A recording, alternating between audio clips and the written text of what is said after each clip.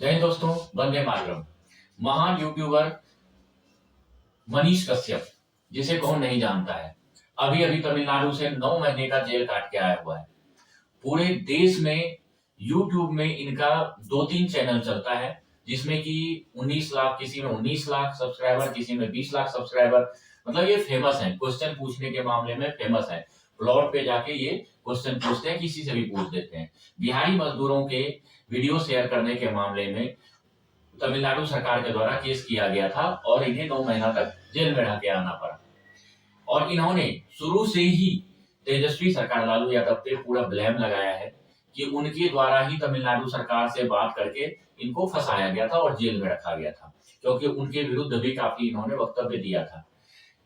अभी लोकसभा इलेक्शन चल रहा है, जिसमें कि मनीष कश्यप जो है, उसे टिकट कहीं से नहीं मिला था, ना बीजेपी से, ना आरजेडी से और ना जदयू से। तो उन्होंने चंपारण सीट से निर्दलीय खड़ा होने का विचार बनाया था और खड़ा भी हो गया था। प्रचार धड़ल्ले से कर रहा था। एक राजू नाम का भिखारी भी था, जिन्होंने इनको 1 लाख का दान दिया था प्रचार में। ये हर एक गांव गांव प्रचार कर रहे थे। कुछ गांव में तो इन्हें दूध से नहलाया भी गया था। दूध से नहलाया, इतना ज्यादा प्यार इनको मिल रहा था। जितने भी यूट्यूबर हैं, सब के सब इनके प्रचार में लग गए थे। बिहार के जितने भी यूट्यूबर हैं, सब के सब इनके प्रचार में लग गए थे।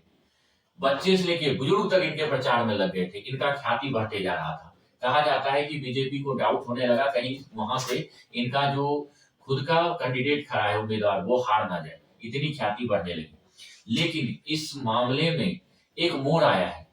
मनीष कश्यप का आज बयान आया कि वो अब चुनाव नहीं लड़ेंगे निर्दलीय से, और वो बीजेपी में शामिल हो गए।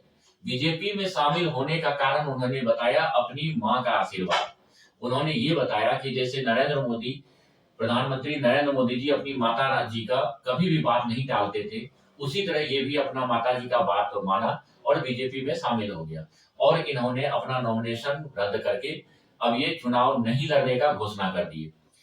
इसमें इन्होंने एक चीज का और खुलासा किया है कि मनोज भैया, बार बार ये मनोज भैया बोल रहे थे। मनोज भैया वही है जो मनोज तिवारी, जो एक बहुत बड़े गायक भी हैं, सांसद भी हैं बीजेपी के, और दिल्ली से ये खड़े होते हैं और हर बार ये जीतते भी हैं।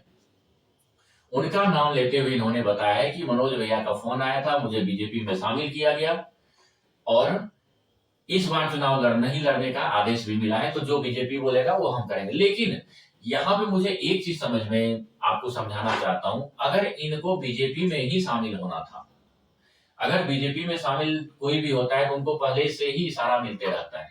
अगर इन्हें चुनाव नहीं लड़ना था तो इन्होंने गांव के एक एक छोटे छोटे जगह, एक छोटा छोटा गली में जाके प्रचार क्यों किया? दूध से इनको नहलाया गया था। उनका दिल का क्या? पूरे स्टूडेंट इसके पीछे खड़े थे, उनका दिल का क्या? उनका तो मन टूट गया सबका। अभी आज के डेट में मुझे ऐसा धारणा लग रहा है कि कहीं इन्हें जनता दुत्कार न रहा हो, क्योंकि इनके साथ क्या बड़े क्या छोटे क्या जवान, सभी इनके पीछे चल दिए थे। इनकी इतनी अच्छी ख्याति हो गई थी कि आरजेडी को तो लग ही गया था कि वो तो जीत नहीं सकता।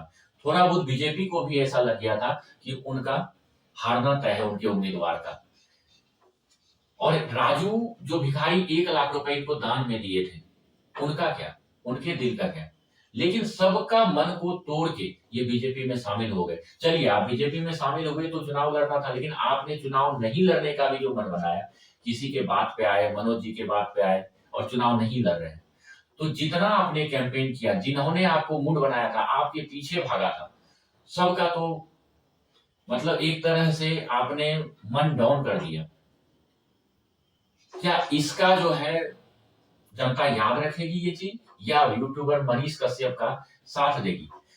हो सकता है अगला जो विधानसभा का चुनाव आने वाला है 2025 में, उसमें इन्हें बीजेपी टिकट दे सकता है विधायक में, और जनता को ये यूट्यूबर के माध्यम से जनता के बीच ये गुपचुप रूप से जाके हो सकता है सबको मना लें कि हम अगला चुनाव विधायक का लड़ेंगे और इस बार हम बैठ रहे हैं, आप लोग मेरा साथ दीजिएगा, हम आपका विकास करेंगे। और ये भी बताएंगे, मुझे लगता है क्यों कि हम सांसद अगर बन भी जाते तो हम नीचे लेवल पे आपका कुछ भी नहीं कर पाते, हम विधायक बनेंगे, हमारा सरकार बनेगी बिहार में और हम आपका पूर्ण विकास करेंगे। ये बोल के जनता को तसल्ली दे सकते हैं मनीष कश्यप, और अंततः बीजेपी में शामिल हो ही गए। जितना भी कैंपेन किए थे बीजेपी के विरुद्ध में, इन्होंने कुछ भी नहीं बोला था, और प्रधानमंत्री का तो बिल्कुल भी कहीं पे नाम इन्होंने नहीं लिया था गलत तरीके से। और आज बीजेपी, इनकी माता जी जो हैं, इन्होंने भी बीजेपी का बहुत बड़ाई की है कि मतलब बीजेपी, जब ये मनीष कश्यप जेल में थे तो बीजेपी बहुत साथ दिया, हर बार फोन कर करके पूछता था, सांत्वना देता था कि जेल से जल्दी निकल जाएगा। और मनीष कश्यप को निकलने में भी बीजेपी का बहुत बड़ा साथ है। मनीष कश्यप का के वक्तव्य के हिसाब से और उनकी माताजी के हिसाब से बीजेपी ने बहुत ही साथ इनका दिया है जब वो ये जेल में थे, और आज ये बीजेपी के हो गए और ये बैठ गए। धन्यवाद।